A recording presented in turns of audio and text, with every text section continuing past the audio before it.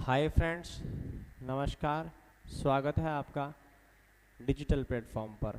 Last class में हमने discuss किया था बहुत ही इम्पोर्टेंट क्लास फैलोपियन ट्यूब के रिगार्डिंग और ओवेरी के रिगार्डिंग।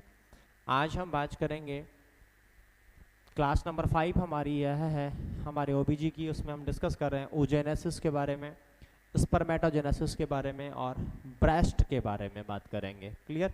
इसी के साथ जो नॉर्मल ऑर्गन होते हैं वो क्लियर हो जाएंगे। फिर हम मैस्टो साइकिल की बात करेंगे नेक्स्ट क्लासेस के अंदर। सबसे पहले बेटा हम बात करते हैं oogenesis से पहले कुछ दो चीज़ें और मुझे बतानी थी जो हम लास्ट क्लास में पढ़ रहे थे।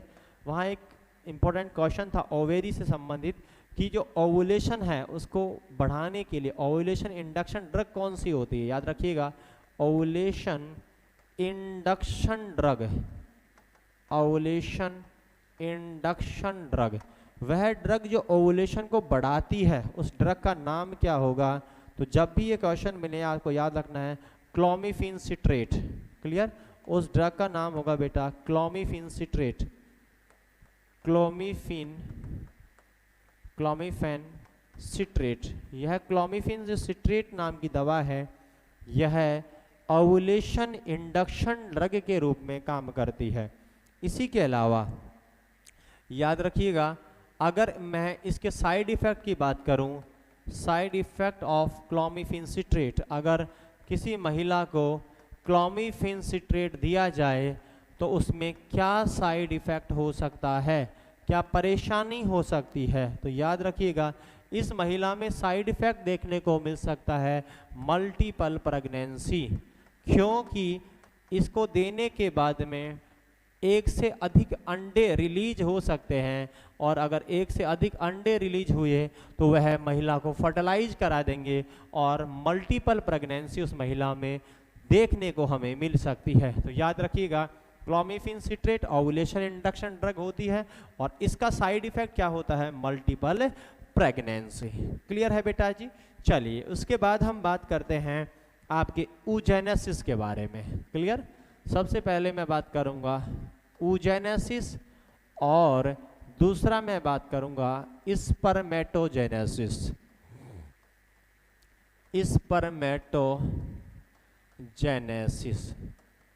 स्पर्मेटोजेनेसिस और oogenesis। तो आइए, what is the meaning of oogenesis? तो मैं बोलूंगा कि development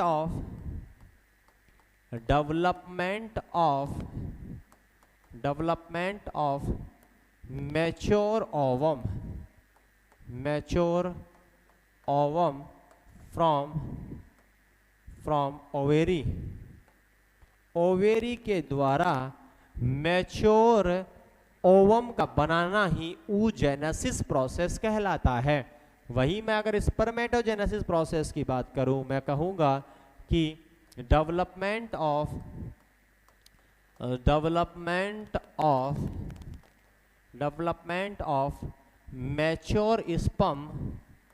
mature sperm bye testis. पुरुषों में टेस्टिस के द्वारा होता है स्पर्मेटोजेनेसिस और महिलाओं में oogenesis होता है यह ओवेरी के द्वारा। तो ओवेरी करवाती है oogenesis और टेस्टिस करवाते हैं स्पर्मेटोजेनेसिस। दोनों बात क्लियर हुई? स्पर्म का बनना स्पर्मेटोजेनेसिस और ओवम का बनना oogenesis कहलाता है। क्लियर? कब से प्रारंभ होते हैं? याद रखिएगा, ये कार्य oogenesis का कार्य प्रारंभ हो जाता है, स्टार्ट हो जाता है, start in the ovary of female in intrauterine life. मतलब जब बच्ची पैदा नहीं हुई है उससे पहले ही उस बच्ची की ओवेरी में उगोनिया बनना स्टार्ट कर देते हैं। मतलब oogenesis प्रोसेस जवानी में नहीं होता है, बच्ची पैदा होने से पहले ही स्टार्ट हो जाता है। जब बच्ची अपने माँ के गर्भ में होती है उस समय ही इसकी ओवेरी के अंदर उगोनिया बनना प्रारंभ कर देते हैं। याद रखिएगा। और यहाँ से सवाल भी बनता है कितने उगोनिया?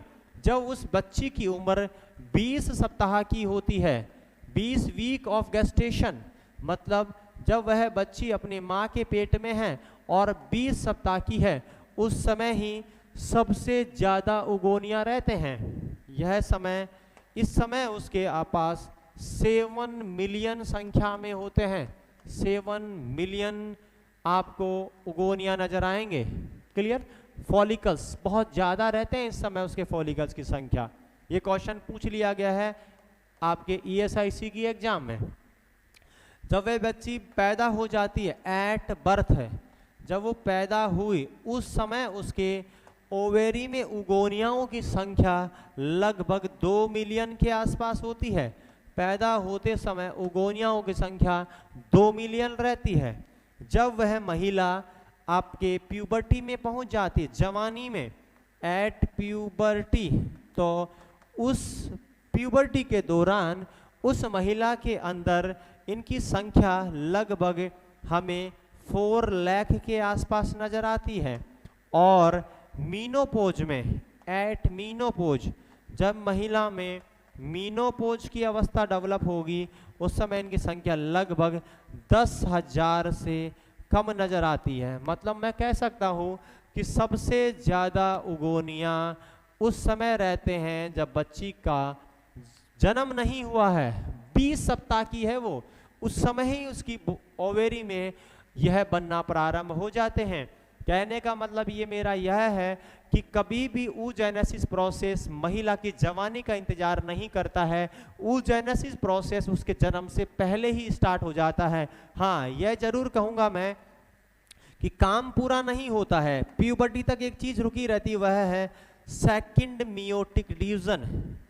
Second meiotic division, second meiotic division जो है तुम्हारा, सेकंड मियोटिक डिवीजन, यह सेकंड मियोटिक डिवीजन अरेस्ट रहता है, arrested up to puberty, up to puberty. यानी मैं ये कहूँगा कि जो इमैच्योर फॉलिकल्स हैं, इमैच्योर फॉलिकल्स हैं, ये तो बनते रहते हैं, लेकिन ये फॉलिकल मैच्योर फॉलिकल में परिवर्तित नहीं होते हैं। जब तक जवानी नहीं आएगी, जब तक FSH हार्मोन नहीं आएगा, तब तक यह कार्य अवरुद्ध रहता है। मतलब ये तो बनते रहते हैं लेकिन ये नहीं बनता है। और जब तक मैच्योर फॉलिकल नहीं बनेगा तब तक उस महिला में ओवुलेशन प्रोसेस नहीं होगा। प्राइमरी फॉलिकल बन जाते हैं, प्राइमरी फॉलिकल्स बने रहेंगे, लेकिन कभी भी यह मैच्योर नहीं होगा। याद रखिएगा, इन्हें मैच्योर होने के लिए तुम्हें कौन सा कार्य प्रारंभ करना होगा या कब होगा, तो तुम्हारा जवाब होगा FSH हार्मोन जब आएगा, जवानी जब आएगी, उस समय ये कार्य पूरा होगा। मतलब काम शुरू तो हो जाता है oogenesis, लेकिन पूरा नहीं हो पाता, रुका रहता है, arrested up to the puberty. जवानी तक प्राइमरी फॉलिकल ही बनते रहते हैं, वो प्राइमरी फॉलिकल ग्राफियन फॉलिकल में नहीं बदलते हैं, ये कार्य अवरुद्ध रहता है। लेकिन अगर मैं पुरुषों की बात करूं, अगर मैं पुरुषों की बात करूं, तो यह प्रोसेस स्टार्ट होता है, मतलब स्पर्मेटोजेनेसिस प्रोसेस स्टार्ट होता है एट प्यूबर्टी। मतलब याद रखिएगा, पुरुषों में स्पर्मेटोजेनेसिस केवल जवानी आने पर ही शुरू होगा, उससे पहले नहीं होता है। उससे पहले उसके अंदर कोई स्पर्मेटोजोआ नहीं बना है, मतलब वो छोटी सेल जो आगे जाके स्पर्म बनाएगी वह नहीं बनी है। क्लियर? तो महिला पुरुषों में प्यूबर्टी के समय यहाँ बचपन से ही शुरू हो जाता है कार्य। क्लियर? एंड कब होता है? सीसेशन। तो महिला पुरुषों में यह लाइफ लॉन्ग चलता रहता है। पुरुषों में स्पर्मेटोजेनेसिस प्रोसेस लाइफ लॉन्ग रहता है, कभी भी स्पर्मेटोजेनेसिस प्रोसेस पुरुषों में खत्म नहीं होता है। पुरुष किसी भी उम्र में पिता बन सकता है। क्लियर? लेकिन महिलाओं में यह एंड हो जाता है। याद रखिएगा, यह प्रोसेस एंड हो जाता है एट मीनोपोज। जब मीनोपोज आती है उस समय महिला में oogenesis प्रोसेस रुक जाता है और इसकी उम्र लगभग मानी गई है, मीनोपोज की उम्र मानी गई है 45 से 55 साल की उम्र के दौरान महिला में यह कार्य रुक जाता है, मतलब बाद में ओवम नहीं बनते हैं महिला में, पुरुष में स्पर्मेटोजेनेसिस होता रहता है। क्लियर? ये कुछ महत्वपूर्ण बातें थी आपकी स्पर्मेटोजेनेसिस और oogenesis के संबंध में। अब मैं दोनों को करके तुम्हें बता रहा हूं, एक तरफ मैं ओवेरी और एक तरफ तुम्हारे टेस्टिस, टेस्टिस और ओवेरी। इसमें जो पहली सेल बनती है बेटा वह कहलाती है उगोनिया, उगोनिया। ओवेरी से एक सेल बनती है उसका नाम है इगोनिया। यह इमेच्योर ओवम है, यह इमेच्योर ओवम सेल होती है। इससे आगे चलकर ओवम मैच्योर होगा और तुम्हारा जो टेस्टिस से बनता है स्पर्मेटोजोआ, स्पर्मेटोजोआ।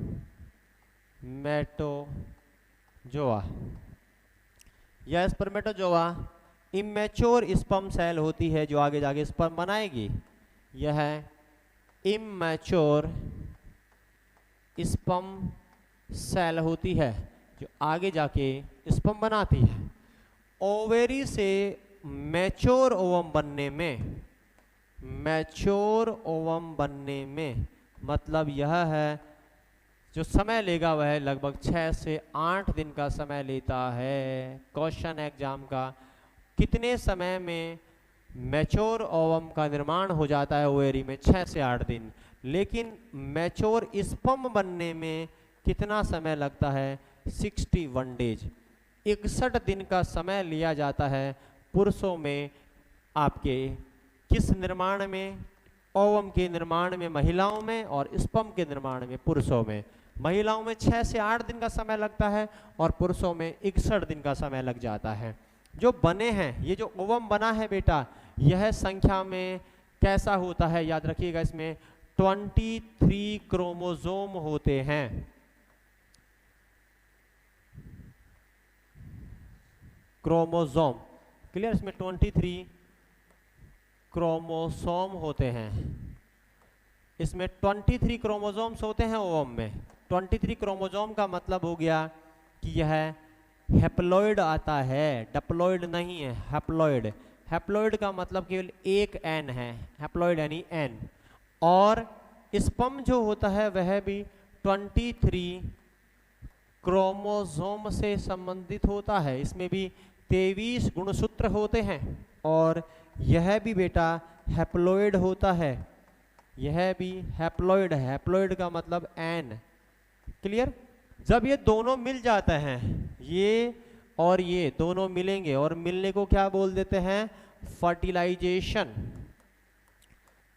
फर्टिलाइजेशन मतलब ओवम और स्पर्म का मिलना फर्टिलाइजेशन कहलाता है। और फर्टिलाइजेशन पर बनते हैं जाइगोट। तो जाइगोट बनता है बेटा, यह 2n संख्या में होता है, यानी कि यह डिप्लॉइड होता है। यह डिप्लॉइड, इसमें 46 क्रोमोसोम होते हैं। इसमें कितने क्रोमोसोम होंगे? तुम्हारा जवाब होगा 46 क्रोमोसोम्स। क्लियर? यानी जाइगोट में 46 क्रोमोसोम होते हैं। इसमें 46 क्रोमोसोम होते हैं। मनुष्य का निर्माण 46 क्रोमोसोम्स में होता है। इसमें 23 माताजी से और 23 पिताजी से आते हैं। इनमें भी याद रखिएगा, बहुत इंपॉर्टेंट बातें मैं बता रहा हूं तुम्हें। इनमें से जो 44 क्रोमोसोम्स होते हैं, 44 क्रोमोसोम, यह 44 क्रोमोसोम कहलाते हैं तुम्हारे ऑटोसोम्स। इनको हम बोलते हैं ऑटोसोम्स। ऑटोसोम्स, इनका नाम ऑटोसोम्स होता है। लेकिन जो दो बचते हैं XX और XY, XX और XY, ये सब में समान है। 44 तो सब में समान होते हैं, महिला में भी और पुरुष में भी, लेकिन ये दो अलग हैं। इन दोनों का नाम होता है सेक्स क्रोमोसोम्स। इनका नाम है सेक्स क्रोमोसोम्स और इन्हीं को बेटा बोलते हैं एलोसोम्स। उसका नाम है ऑटोसोम्स, उसका नाम है एलोसोम्स। याद रखिएगा, अगर महिला में यहाँ पुरुष की तरफ से XX आया तो फिर क्या होगा, गर्ल, और XY आया तो क्या होगा, बॉय। क्लियर। बच्चा और बच्ची का निर्धारण ये दोनों करते हैं, इसलिए इसे ये क्वेश्चन बनता है, बताओ कौन सा क्रोमोसोम सेक्स डिटर्मिनेशन करता है। मैं बोलूंगा Y क्रोमोसोम्स, याद रखिएगा, जो पुरुष में रहता है Y chromosomes of male determine the sex. लड़का होगा कि लड़की, यह बात महिला पर निर्भर नहीं करती है, पुरुष पर निर्भर करती है। अगर पुरुष के क्रोमोसोम्स की तरफ से Y आया तो लड़का और X आ गया तो लड़की होगी, और इन दोनों को सेक्स क्रोमोसोम्स या एलोजोम कहा जाता है। ये सब विवरण मैंने बेटा तुम्हें किसके बारे में दिया है, तुम्हारे oogenesis और स्पर्मेटोजेनेसिस के बारे में। इसके अलावा एक और पॉइंट याद रखिएगा, इनका लाइफ स्पान, यहाँ से सवाल भी बनता है, दोनों का लाइफ स्पान पूछा जाता है, कितने कितने समय के लिए जिंदा रहते हैं। अगर तुम्हें कोई कहे ओवम कितने समय के लिए जिंदा रहेगा, तुम्हारा जवाब होगा 12 से लेकर 24 घंटे तक जिंदा रह सकता है। अगर जवाब पूछा जाए कि बताओ स्पर्म कितने समय तक जिंदा रहेगा, जवाब होगा 48 से लेकर 72 घंटे तक स्पर्म जिंदा रह सकता है। क्लियर। तो ये लाइफ स्पान होता है ओवम और स्पर्म का, दोनों को पूरा आराम से तुम देख सकते हो जो मैंने बताया है। क्लियर। ओवेरी से बनता है उगोनिया, जो छोटा सेल है, टेस्टिस से स्पर्मेटोजोआ जो आगे स्पर्म बनाएगा। ओवरी से ओवम बनने में 6 से 8 दिन, स्पर्म को बनने में 61 दिन का समय लगता है। ओवम और स्पर्म दोनों 23 क्रोमोसोम रखते हैं, इसलिए दोनों हैप्लॉइड हैं, NN संख्या इनकी होती है।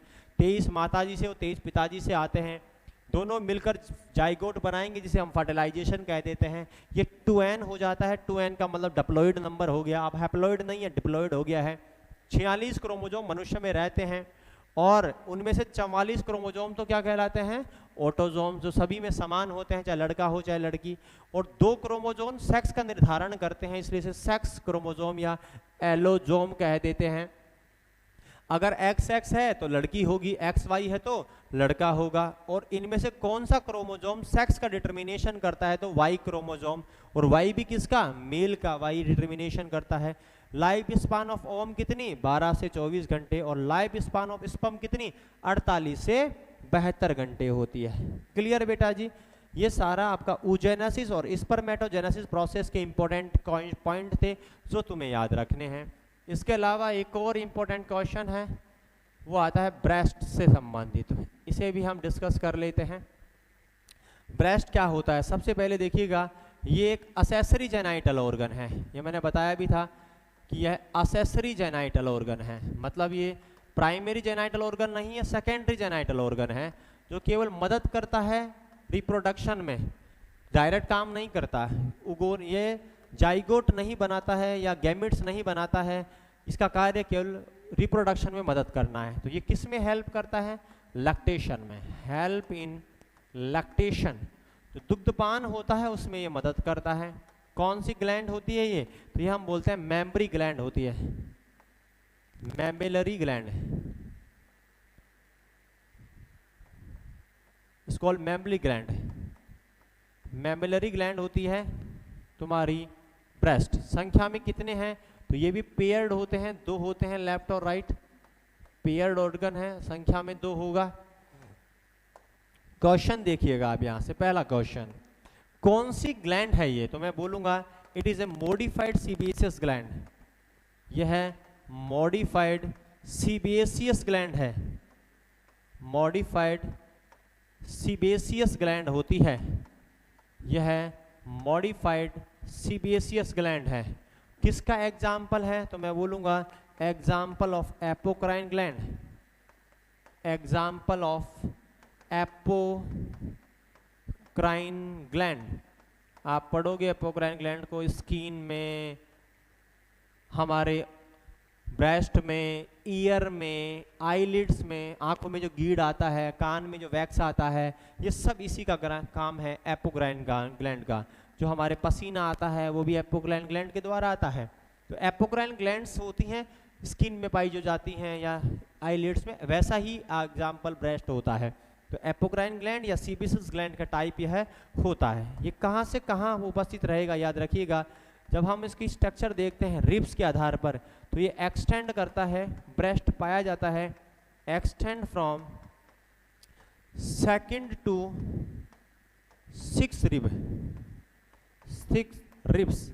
महिला में दूसरी फसली जो रिब्स है, जो इंटर रिब्स है, वहां से लेकर 6ठी रिब्स के बीच में क्या पाया जाता है, ब्रेस्ट पाया जाता है। क्लियर? यह कौन से टिश्यू से मिलकर बना है, क्वेश्चन देखिएगा, कौन से टिश्यू से मिलकर बना होता है ब्रेस्ट? तो मैं बोलूंगा यह लोबुलर फैटी टिश्यू से बना है। फैटी में भी कौन सी बेटा, एडिपोस, एडिपोस। तो लोबुलर फैटी टिश्यू, यह लोबुलर फैटी टिश्यू से मिलकर बना होता है। क्लियर? तुम्हारा ब्रेस्ट, ब्रेस्ट में लोब्यूल पाए जाते हैं, और जो लोब्यूल्स होती हैं उनकी संख्या होती है, लोब्यूल इसमें होते हैं लगभग 15 से लेकर 20 की संख्या में लोब्यूल इसमें मिलते हैं। और लोब्यूल्स बने होते हैं एसिनी सेल से।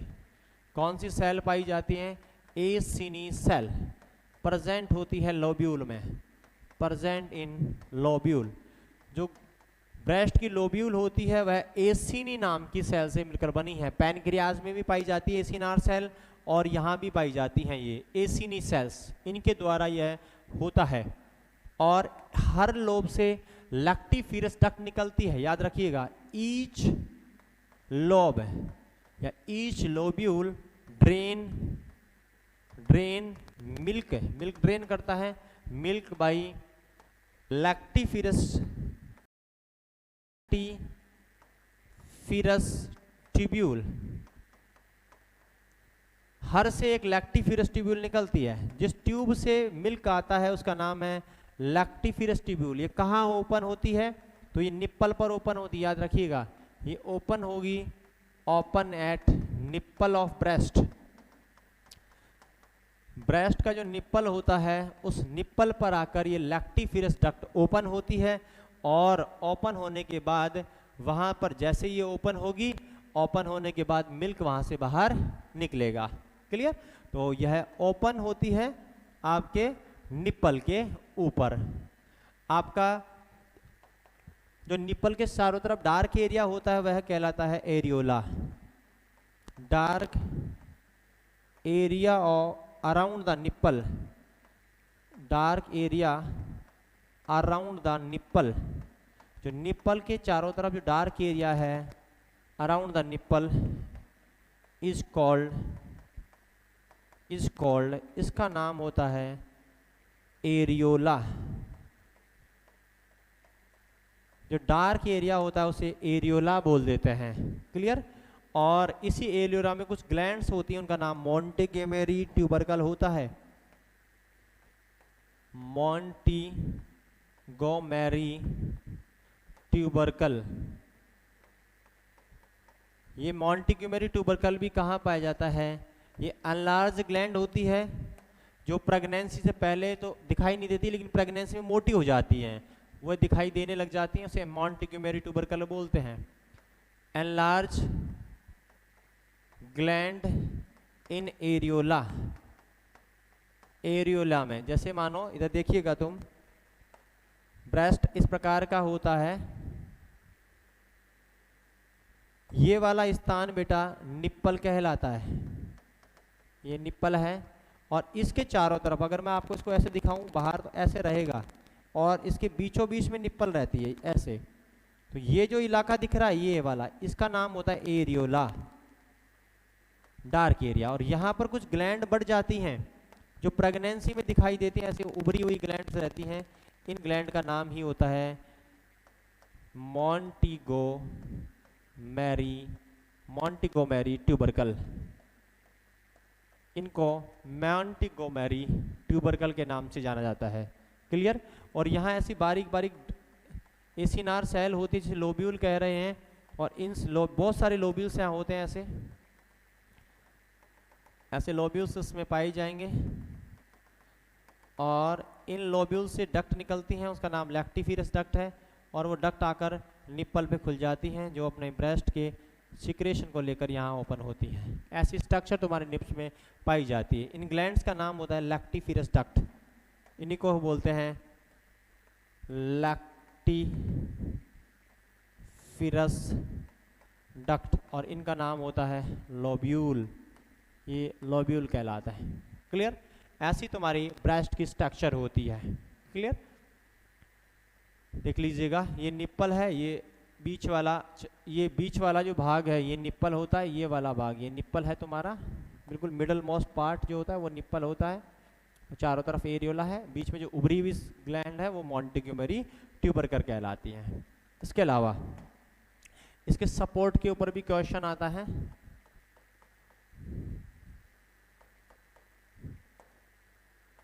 यह सपोर्टेड रहता है एक लिगामेंट से, उसका नाम है कूपर्स लिगामेंट। कौन सा लिगामेंट सपोर्ट करता है? तुम्हारा जवाब होगा कूपर्स लिगामेंट। ब्रेस्ट कौन से लिगामेंट से सहारा लेता है? कूपर्स लिगामेंट से। अगर मसल का नाम पूछा जाए तो पेक्टोरेलिस मेजर मसल के द्वारा, पेक्टोरेलिस मेजर मसल, जो मसल ब्रेस्ट जो होता है उसको सपोर्ट करती है उसका नाम है पेक्टोरेलिस मेजर मसल। दोनों एमसीक्यू हैं, पेक्टोरेलिस मेजर मसल और कॉपर्स लिगामेंट।